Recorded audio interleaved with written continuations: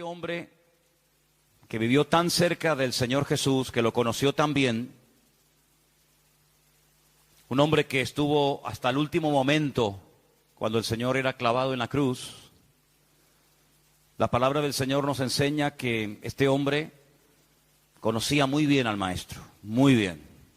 Había estado con él durante 3 años, eran parientes, sabemos.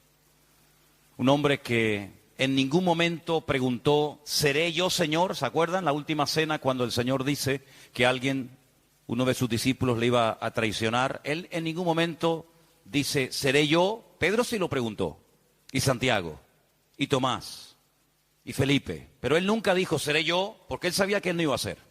La pregunta de Juan fue diferente. La pregunta de Juan fue, ¿quién es, Señor?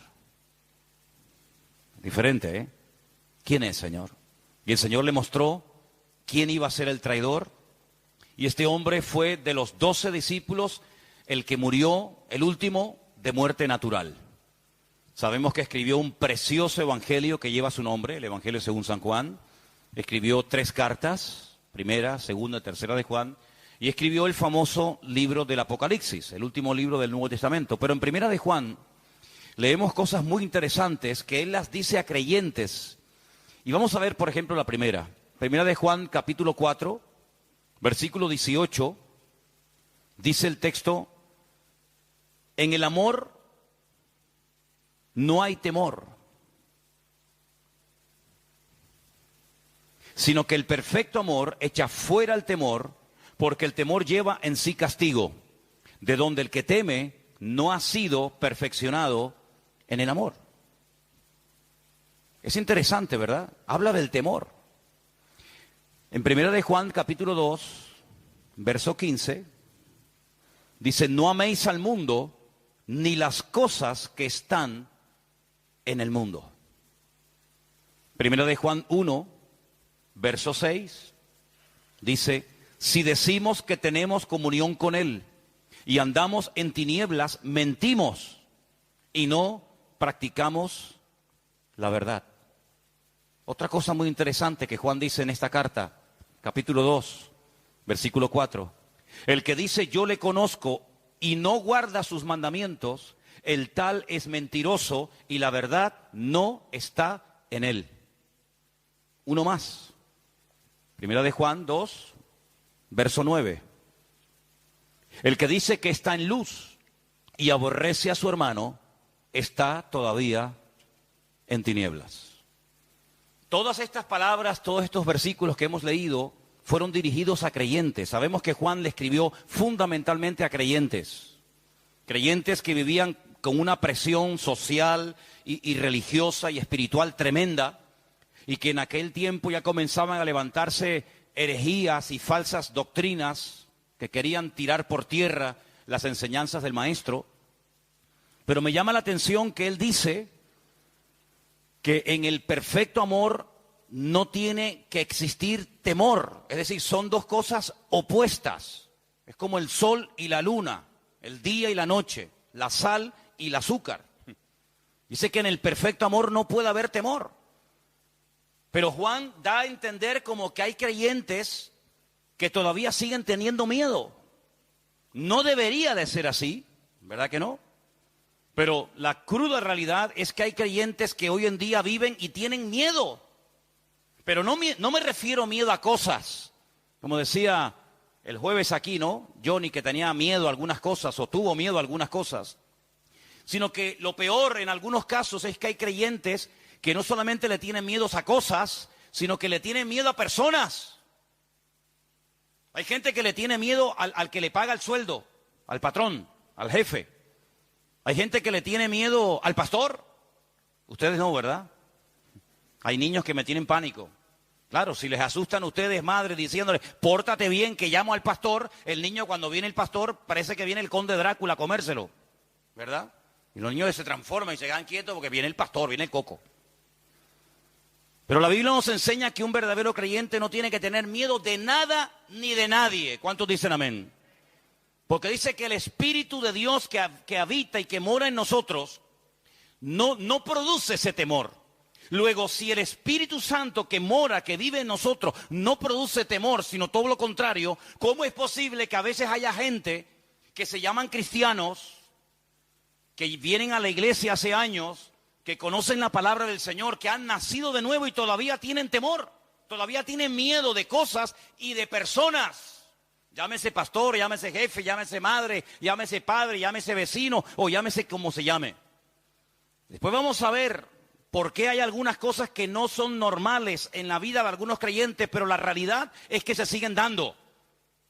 No solamente casos de temor, sino que hemos leído en el capítulo 2, verso 15, que en aquellos tiempos y hoy en día había y hay creyentes que todavía tienen apego a las cosas del mundo. Juan es muy categórico en esto, él no claudica, él no dice, bueno, eso es una cosa leve, es una cosa de poca importancia, sino dice, no améis al mundo, ni las cosas del mundo. Pero la realidad es que hay creyentes que todavía siguen amando ciertas y determinadas cosas del mundo. Y ahí usted póngale lo que quiera. Ponga usted el nombre que quiera y no voy a decir yo nada para que nadie se sienta aludido ni vaya a pensar que yo me estoy dirigiendo a esta persona o a aquella persona. La realidad es que todavía hay creyentes que siguen amando ciertas y determinadas cosas del mundo. Cuando él dice y las describe que si alguno ama al mundo, el amor del Padre aún no se ha perfeccionado en ese creyente. Y dice, todo lo que hay en el mundo, no dice lo que hay en el mundo, y podría uno decir, bueno, sí, pero esto no. No, dice todo. Todo lo que hay en el mundo, versículo 16. Y él lo resume en 3 palabras. Los deseos de la carne, los deseos de los ojos y la vanagloria de la vida no provienen del Padre, sino del mundo. Y el mundo pasa y sus deseos. Pero el que hace la voluntad de Dios permanece para siempre.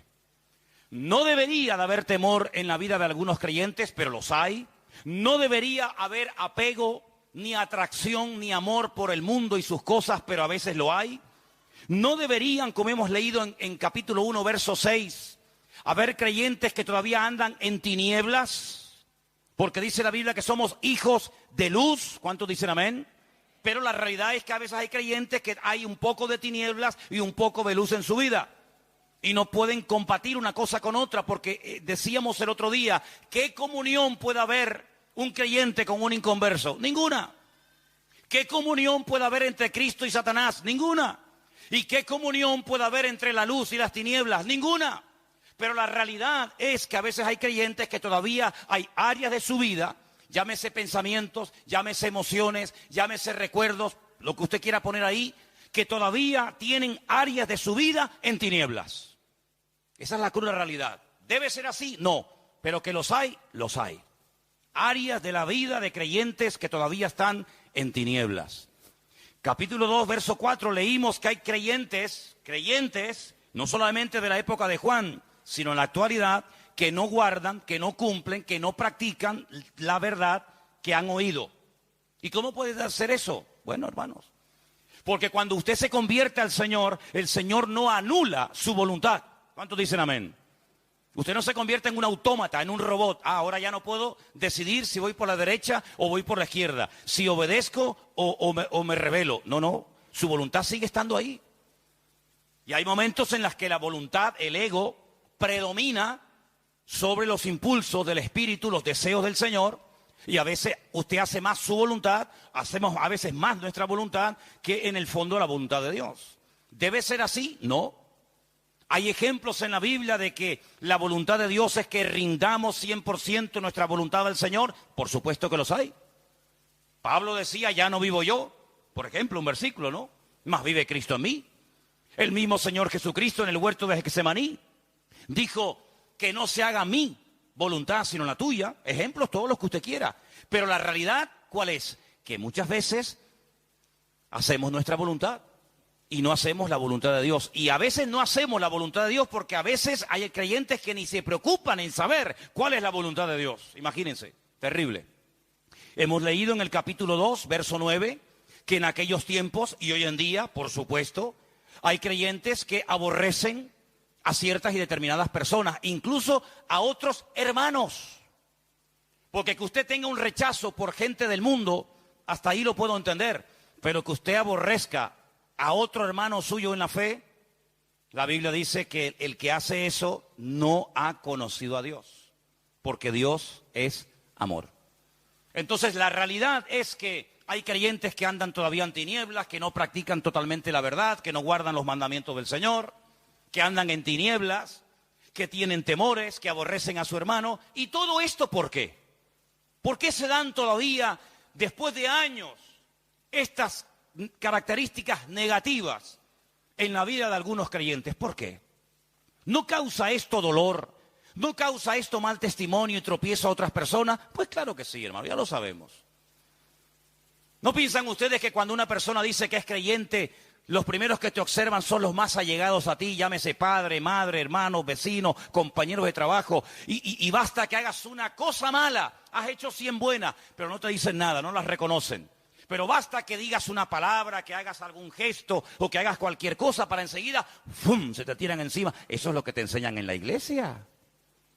Y tú eres la cristiana. Ay, hermano, están con la escopeta cargada. 100 cosas buenas, nadie dice nada. Basta que contestes mal o que digas cualquier lamamina, hasta tu propia madre, tu propio padre, un hermano en Cristo, que tenía que decir, bueno, hoy por ti, mañana por mí. No te preocupes que tendremos a más de uno recordándonos que en ese momento no actuamos correctamente, no dijimos lo que teníamos que haber dicho, miramos lo que no teníamos que haber mirado, etcétera, etcétera, etcétera. A veces hay creyentes que le hacen muchos favores al diablo, Yo me acuerdo que una vez una hermana dijo, hermano, no hace falta que me condene y me recuerde mis errores porque ya hay uno que me los recuerda continuamente. No hace falta que usted le ría la gracia al enemigo. Ya tenemos todos al acusador. Pero la pregunta es, ¿por qué en la vida de los creyentes todavía se pueden manifestar estas características malas de las cuales hemos hablado? Bueno, primero, tenemos que tener en cuenta lo siguiente. Una cosa es que nosotros hayamos nacido de nuevo y otra cosa es que estemos creciendo y madurando en el Señor. Son dos cosas completamente diferentes. Usted puede haber aceptado al Señor, entregado su vida a Él. Ahora tu nombre está escrito en el libro de la vida, eres un hijo de Dios. Pero eso no significa de que tú estés madurando, de que tú estés creciendo. Y podríamos aquí pararnos y hablar horas poniendo ejemplo tras ejemplo, incluso hasta de iglesias enteras que no habían madurado para el tiempo que tenían. Es decir, lo que ellos decían que eran no coincidía con lo que ellos hacían y practicaban en más de una ocasión. Y siempre volvemos al ejemplo habitual y más común, la iglesia de Corinto.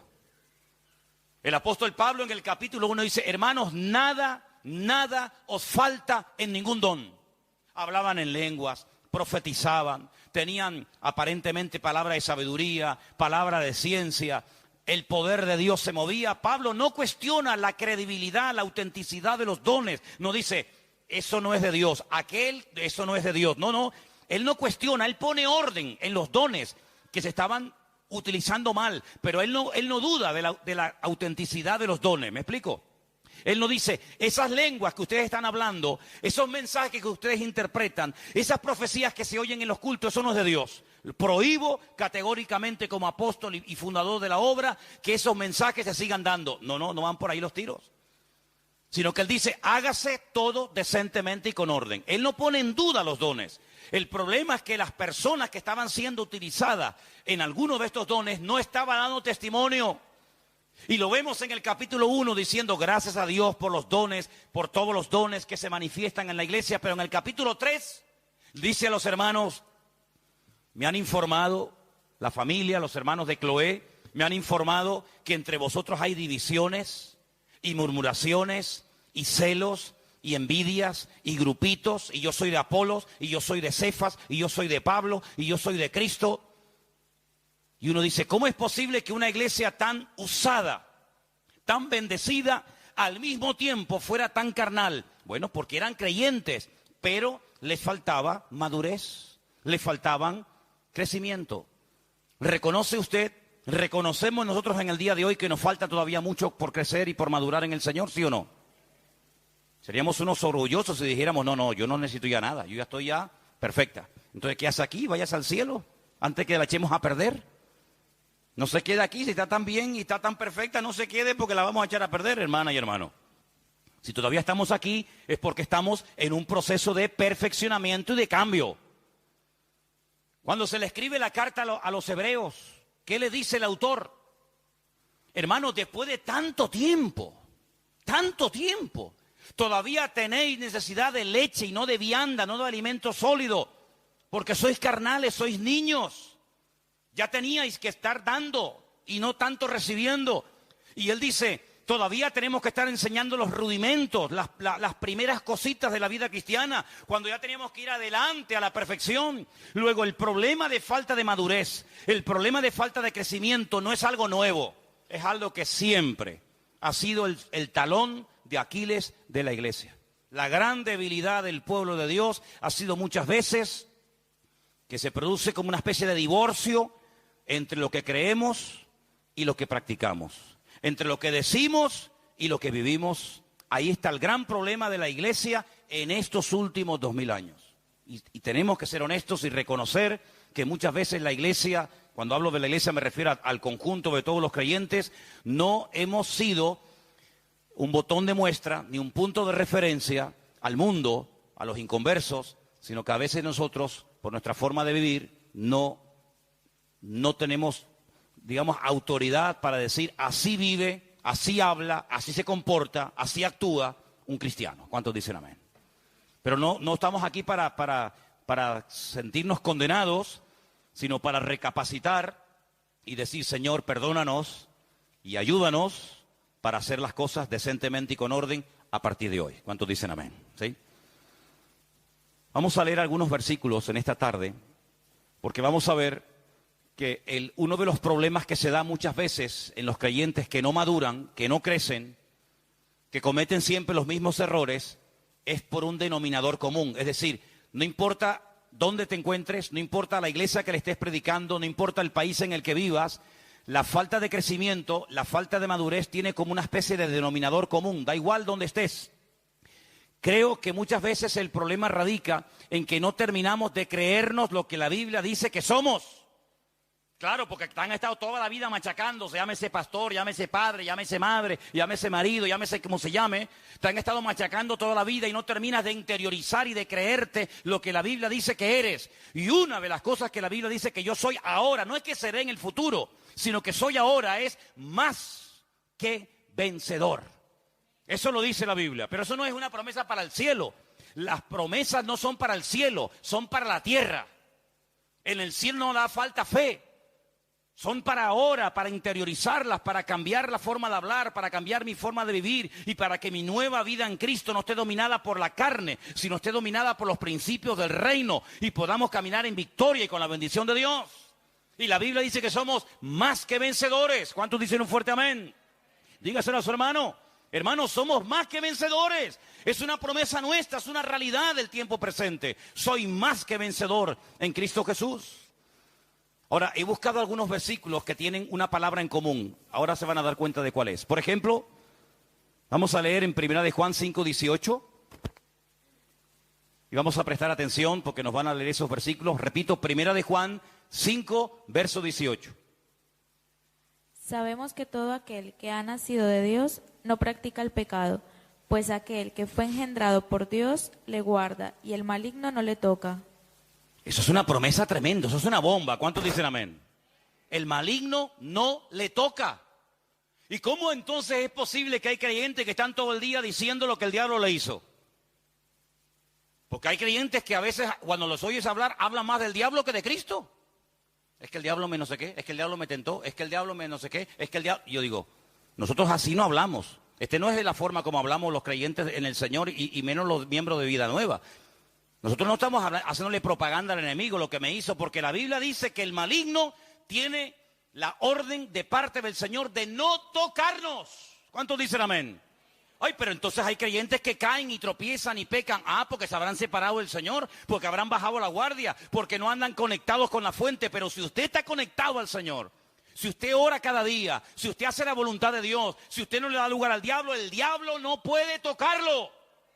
Porque la Biblia dice que mayor es el que está en nosotros que el que viene contra nosotros.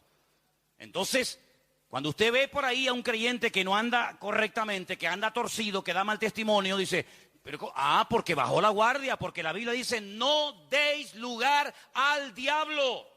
Y cuando usted le da lugar, él lo toma. Pero la promesa del Señor es que si usted está agarrado a la fuente, agarrado al Señor y a su palabra, el maligno no le toca. ¿Cuántos dicen amén? Diga conmigo, el maligno no me puede tocar, porque el Señor está conmigo. Dígalo otra vez, el maligno, el diablo, no me puede tocar, porque el Señor está conmigo. Así es, interiorice y practique y diga esa verdad, porque lo que creemos tiene que salir por la boca. Así de claro, dice que con el corazón se cree para justicia, ¿sí? Pero con la boca se confiesa que salvación. Hay que confesar lo que tenemos aquí adentro, que salga por la boca, que el diablo lo oiga. El diablo no lee los pensamientos, el diablo no sabe lo que usted está pensando en su mente, en su corazón, pero suéltelo por la boca para que él lo oiga y tiemble y salga corriendo en el nombre de Jesús. Primera de Pedro 1:5, mire qué versículo tan tremendo. ¿Qué dice? Que sois guardados por el poder de Dios mediante la fe, para alcanzar la salvación que está preparada para ser manifestada en el tiempo postrero. La palabra que usted va a escuchar en estos versículos que van a estar leyendo ahora es la palabra guardados, protegidos. El maligno no nos puede tocar porque estamos guardados, protegidos por el Señor. Ahora dice que la fe que Dios nos ha dado nos guarda. Es como una muralla que nos protege de los ataques del enemigo. Porque dice la Biblia que la fe es el escudo, ¿sí o no? Efesios capítulo 6. Sobre todo, tomad el escudo de la fe. ¿Para qué? El mismo versículo lo dice, para que podáis apagar todos los dardos de fuego del maligno. Cuando usted baja el escudo, ahí le golpea al diablo. Pues no lo baje, no lo levante, no lo tumbe, levántelo y proclame la fe que tiene, proclame las promesas del Señor. Y dice que la fe que Dios le ha dado nos ayuda a combatir, nos ayuda a contrarrestar los ataques del maligno y nos guarda del maligno y nos protege. Judas, la carta de Judas que está antes del libro de Apocalipsis, es una carta muy chiquita, solamente tiene versículos, no tiene ni un capítulo. Vamos a leer 2 versículos, el 1 y el 24 de Judas. 1, Judas 24 también. Judas, siervo de Jesucristo y hermano de Jacobo, a los llamados, santificados en Dios Padre y guardados en Jesucristo. ¿Guardados en quién estamos guardados? Jesucristo. ¿En quién estamos guardados, escondidos? ¿En quién? En Jesucristo. Amigo. Cuando usted quiere guardar algo, pero algo de valor, ¿dónde lo pone? No lo diga porque si lo dice ya no tiene gracia. Pero las cosas de valor se guardan en lugares seguros. Y cuando la gente tiene algo que ya vale mucho, a veces hay gente que va a un banco y alquilan una cajita de esas de seguridad y guardan las joyas o guardan lo que sea en un lugar seguro. Bueno, ¿dónde nos ha guardado Dios a nosotros? En Cristo. Dice que nos ha metido en Cristo, nos ha guardado en el Señor, nos ha guardado en nuestro Dios, para que el maligno no se pueda meter con nosotros. ¿Qué te parece, amigo? Guardados en Cristo. ¿Usted cree que el diablo nos va a sacar de Cristo? ¿Usted cree que el maligno puede venir y sacarnos de Cristo cuando Cristo dice que está escondido con Cristo en Dios? Imposible. Estamos guardados sobrenaturalmente por la mano del Señor. Y el último texto, Apocalipsis 3:10. Escuche este versículo, es muy bueno y muy actual.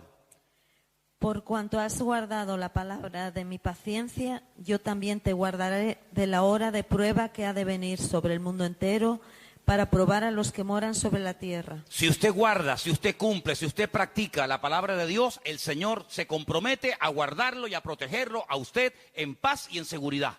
Eso dice la Biblia. Es algo recíproco. Usted cumple la palabra, el Señor cumple la suya. Usted guarda los mandamientos del Señor, el Señor le guarda a usted. Luego, en estos versículos que hemos leído, la palabra en común es guardar, guardar, guardar, proteger, con toda seguridad, con la garantía de que el Señor nos va a proteger y nos va a guardar. Por eso, cuando hemos leído los primeros versículos de creyentes que tienen temor, creyentes que no practican la verdad, creyentes que no guardan la palabra, que viven en tinieblas, creyentes que aborrecen a su hermano, es porque no están bien delante de Dios. Porque cuando una persona está bien delante de Dios, se nota. ¿Cuántos dicen amén?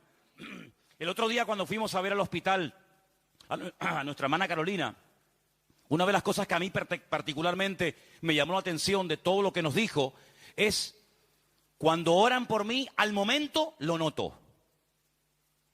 Así nos dijo, ¿verdad? Y así nos enseñaba los pelos de punta. Cuando oran por mí, al momento lo noto. Bueno, yo puedo decir que cuando yo he salido de viaje, cuando ustedes han orado por mí, yo también lo noto.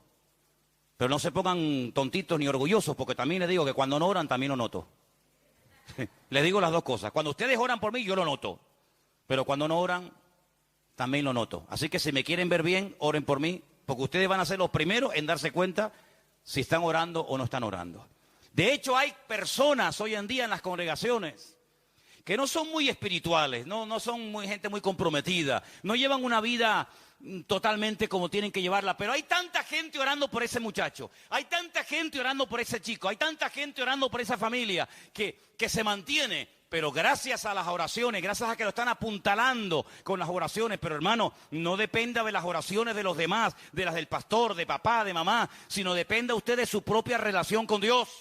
Porque puede ser que un día la persona que ora por ti se olvidó, estaba ocupado o se murió. Pero eso no significa de que tú te vas a caer. ¿Por qué? Porque usted ha aprendido a agarrarse de la mano del Señor. Porque dice una de las promesas más hermosas de la Biblia: yo te sostendré por tu mano derecha de modo que no caigas. Sino que no tienes que tener temor de nada ni de nadie en esta vida. ¿Cuántos dicen amén? Ahora, buscaba un ejemplo en la Biblia de guardar, algo que se guardó con seguridad, algo que se ocultó. Y entonces le dije: Señor, dame un pasaje de la Biblia, porque voy a hablar de cómo tú nos guardas, de cómo tú nos proteges, de cómo el maligno no nos puede tocar, de cómo tenemos una protección sobrenatural. Dame un pasaje, digamos que a través, como yo he dicho muchas veces, ustedes lo saben, a través de lo natural podamos ver la realidad del mundo espiritual. ¿Y saben el pasaje que el Señor me puso en la mente y lo vamos a leer ahora?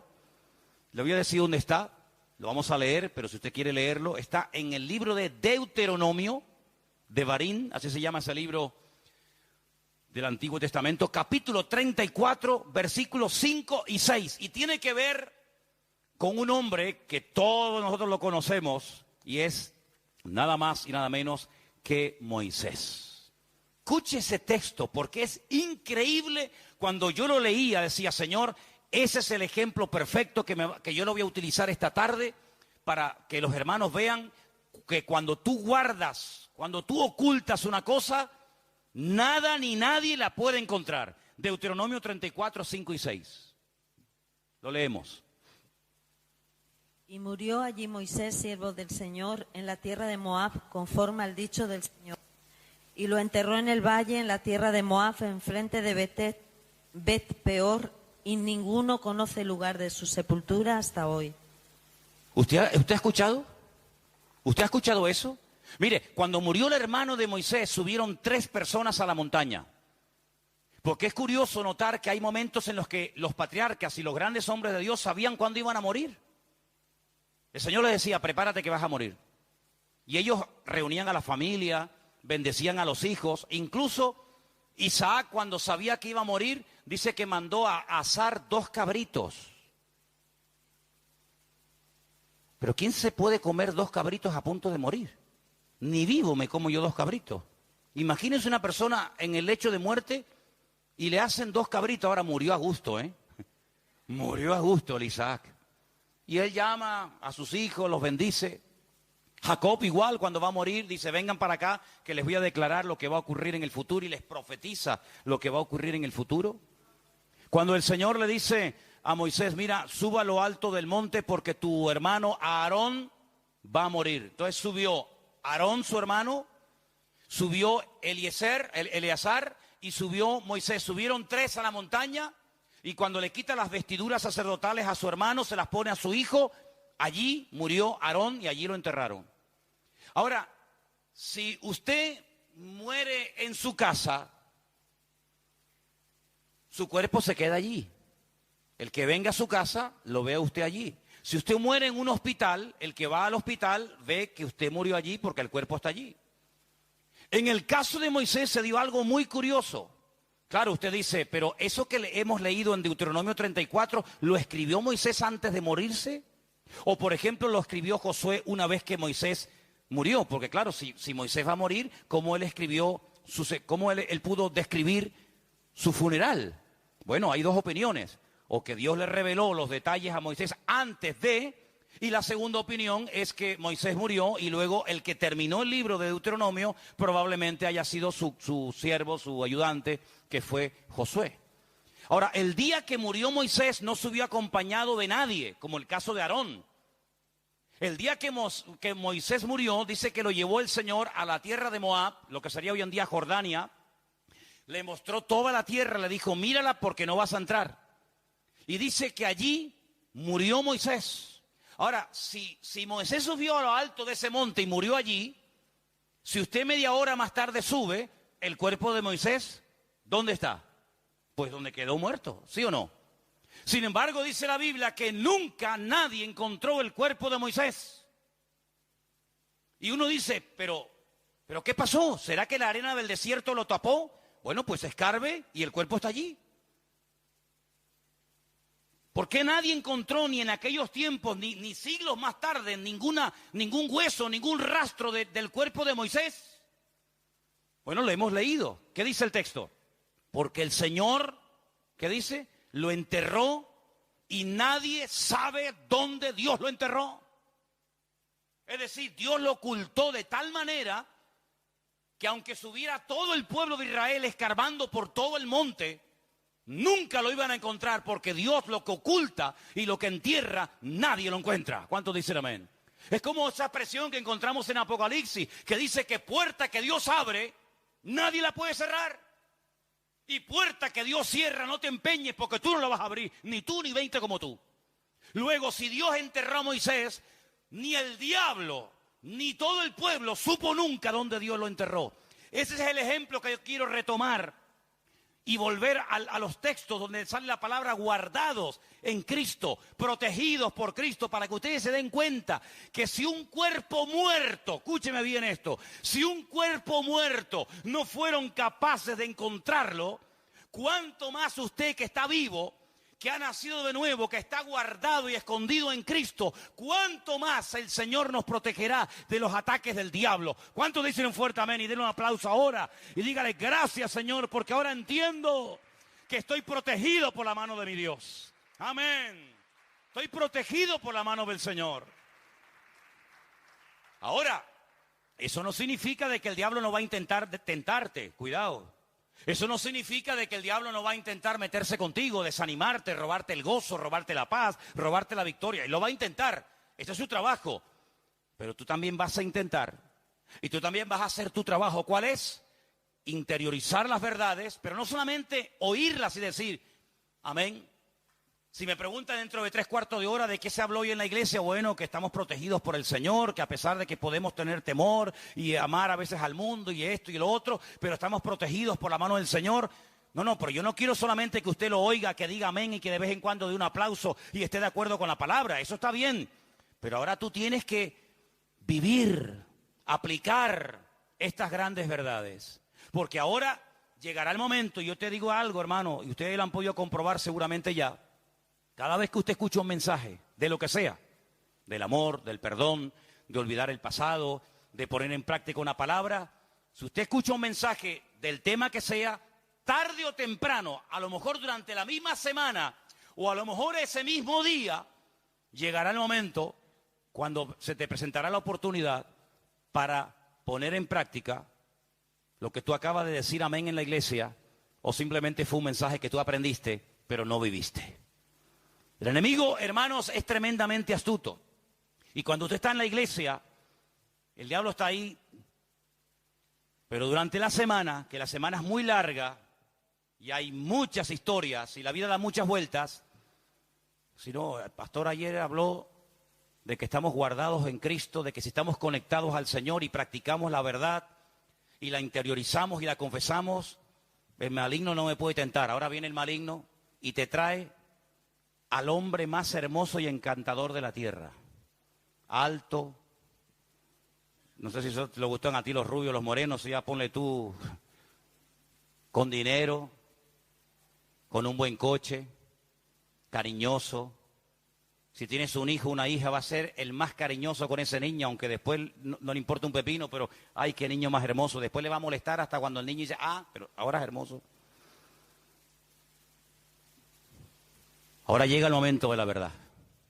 Ahora llega el momento de decir, a ver si es verdad que el Señor me protege y me cuida. Claro que es verdad, pero de la verdad oída a la verdad practicada hay un eslabón. Es como cuando dicen, no, el hombre viene del mono. No dicen eso, dice que hay un eslabón perdido. Bueno, a veces entre la verdad expuesta, entre la palabra que se ha oído y esa palabra que la vamos a practicar, hay como una especie de eslabón perdido.